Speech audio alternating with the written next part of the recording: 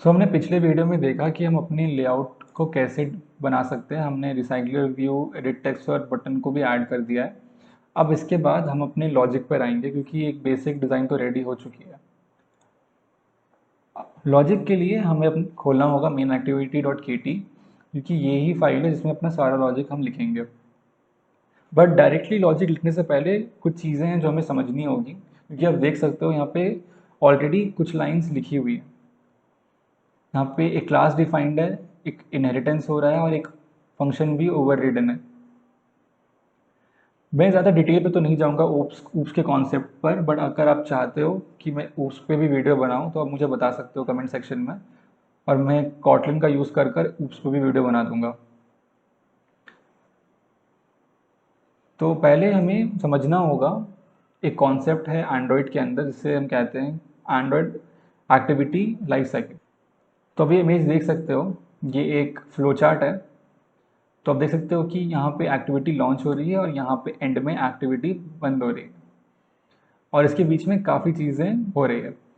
तो बेसिक फंडा ये है कि जब हम अपना कोई भी ऐप खोलते हैं और उसके अंदर कोई भी एक्टिविटी ओपन होती है और कोई भी एक्टिविटी क्लोज होती है, उस दोनों के दौरान काफ़ी सारे स्टेट्स होते हैं हमारे ऐप की जो चेंज होते हैं। जब हम अपना ऐप खोलते हैं तो सबसे पहले ऑन क्रिएट स्टेट होता है, फिर ऑन स्टार्ट, फिर ऑन रिज्यूम, और उसके बाद आप देख सकते हो कि इस पॉइंट ऑफ टाइम पे हमारा ऐप रन कर रहा है। और इसके बाद भी काफ़ी अलग अलग स्टेट्स होते हैं जिसमें मैं भी जाना नहीं चाहता। आप चाहो तो ये इमेज से आप पढ़ सकते हो, मैं ये डाल दूंगा डिस्क्रिप्शन में। सो आप देख सकते हो कि सबसे पहला जो स्टेट है वो है ऑन क्रिएट, यानी कि क्रिएट इस पॉइंट ऑफ टाइम पे हमारा एक्टिविटी क्रिएट हुआ है। तो ऑन क्रिएट में ही हम अपने सारे लॉजिक्स को लिखेंगे ताकि ये सबसे पहले ही सब कुछ इनिशलाइज और डिफाइन हो जाए, ताकि जब हमारा ऐप रन करे तो सारी चीज़ें ऑलरेडी प्रेजेंट हो स्क्रीन पर दिखाने के लिए। अगर आपको थोड़ा और डिटेल में समझना है तो आप समझ सकते हो कि जैसे हम बैकग्राउंड पर जाते हैं, आपने देखा होगा आज नेटफ्लिक्स या यूट्यूब पे, जैसे बैकग्राउंड पर जाते हो तो एक पिक्चर इन पिक्चर वाली स्क्रीन आ जाती है। आपके होम पर ही आपको नेटफ्लिक्स का एक वीडियो आ जाता है और वहीं पे चलते रहता है वीडियो।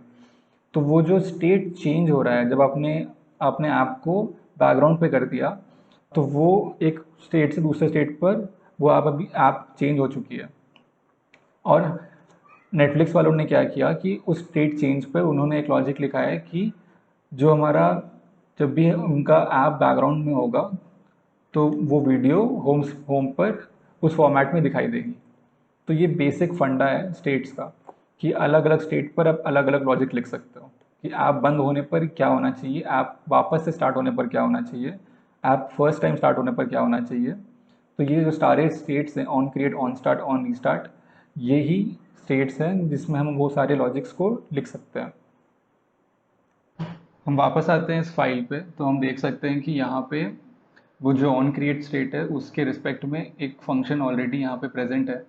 तो ये जो फंक्शन है ये एक ओवररिडन फंक्शन है जो कि इस क्लास का पार्ट है, और इस फंक्शन में एक सिंगल पैरामीटर है of type bundle. Bundle actually एक क्लास होती है एंड्रॉयड स्टूडियो के अंदर या एंड्रॉयड के अंदर, जो हमें हेल्प करती है कि एक क्लास से दूसरे क्लास में एक डेटा को पहुँचाने में। उसके बाद आप देख सकते हो यहाँ पे सुपर डॉट ऑन क्रिएट लिखा हुआ है जिसके अंदर ये सेम जो पैरामीटर है वो पास हो रहा है यहाँ पर भी। तो ये जो सुपर डॉट ऑन क्रिएट, इसका मतलब ये होता है कि सुपर जो कीवर्ड है वो एक्चुअली रेफर करता है हमारे पेरेंट क्लास को, और इस केस में हमारा parent class app compact activity है। तो इस क्लास में जो ये फंक्शन है उसको ये वाली पैरामीटर वापस से चाहिए, इसलिए हम ये लाइन लिखते हैं। तो सबसे पहले जो लाइन है वो है सेट कंटेंट व्यू, और इसके अंदर हमने लिखा है are dot layout dot activity main.